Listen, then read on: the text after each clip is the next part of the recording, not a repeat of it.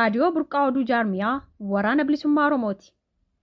Raadiyoon Burqaa Oduu Jaarmiyaa Waraana Bilisummaa Oromoo torbanitti guyyaa 3 jechuunis gaafa Kibxataa, Jimaataa fi Dilbata akka lakkoofsa Oromiyaatti sa'aatii 6 PM yookiin akka lakkoofsa Westerniitti sa'aa 12 PM'tti tamsaasa kallattiin waan isin biraan geenyuuf ilmaan Oromoo addunyaa mara keessa jirtan akka nu hordoftan kabajaan isin gaafanna.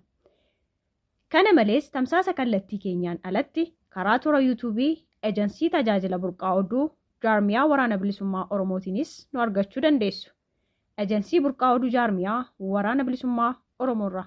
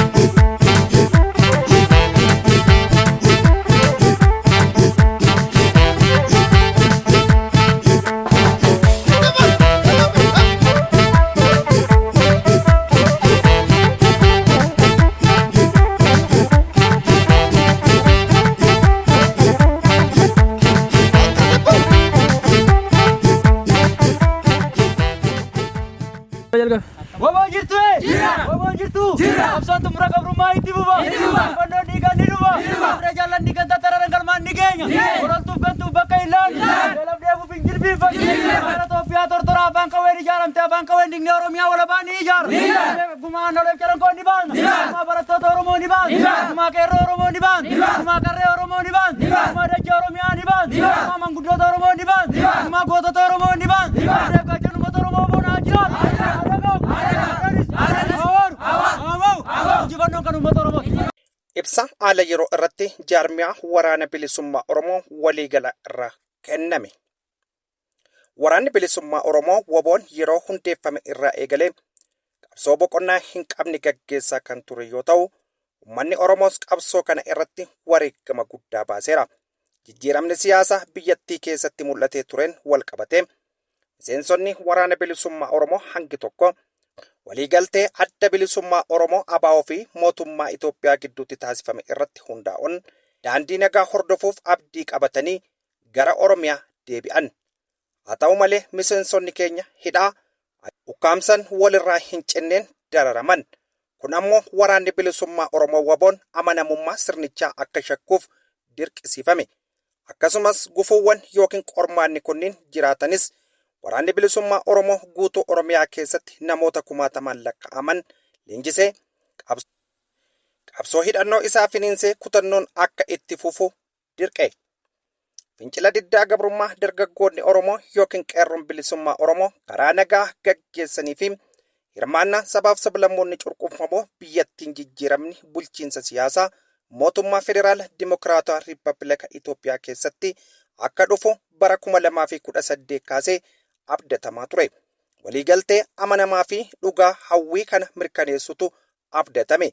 Haa ta'u malee biyyattiin inumaayyuu jeequmsa siyaasaa, hawaasummaa, amantaa fi mirga namoomaa garmalee walxaxaa ta'e keessa galte.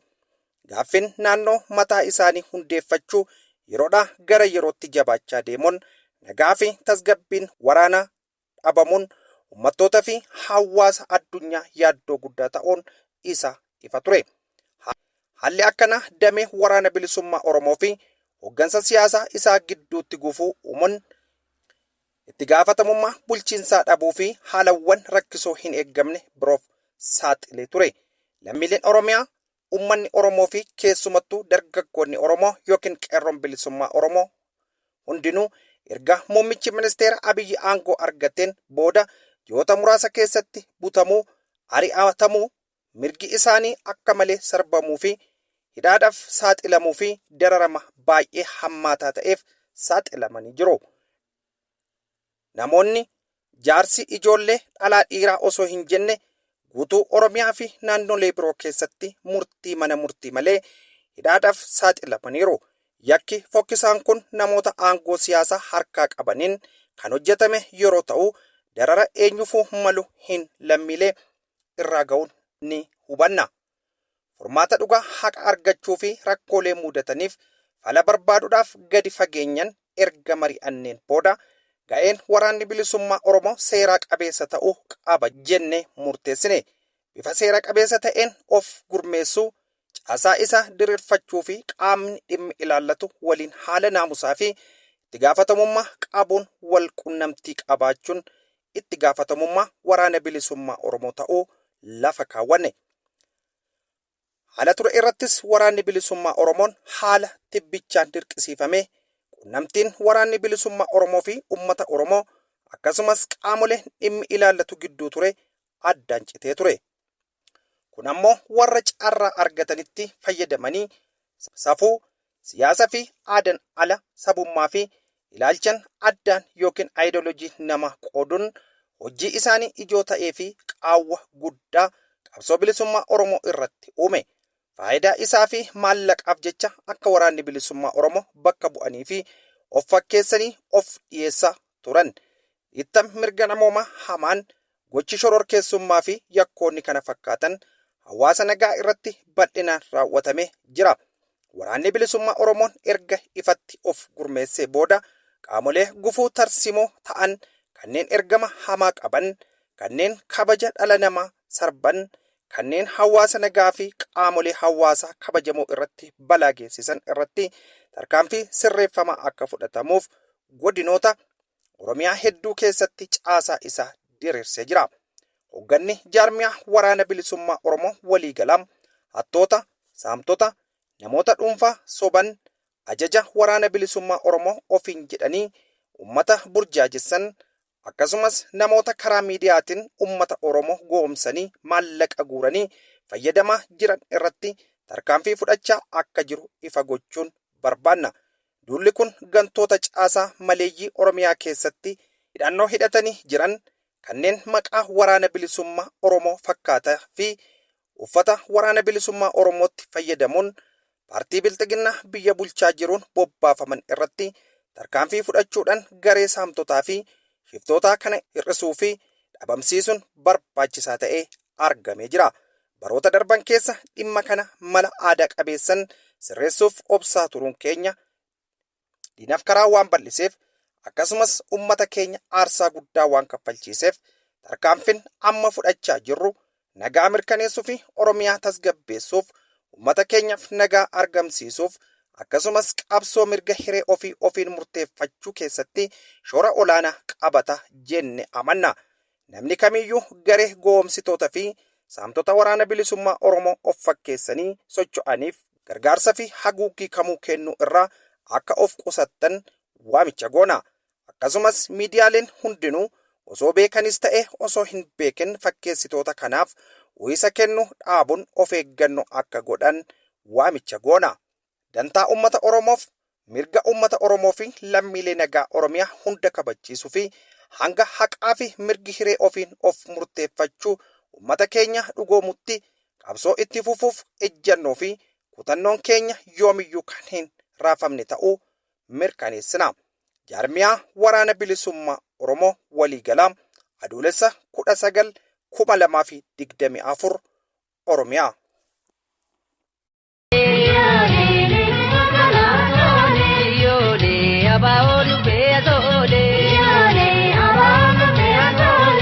Ijoollee baalee jabaadhaa malee ijoollee arsii labsa dabarsii ijoollee jimmaa nun walee deemaa ijoollee argee jajjaboon argee ijoolleen lagga jajjabaa daagaa ijoollee gujii jabaadhaa malee leenci bosonaa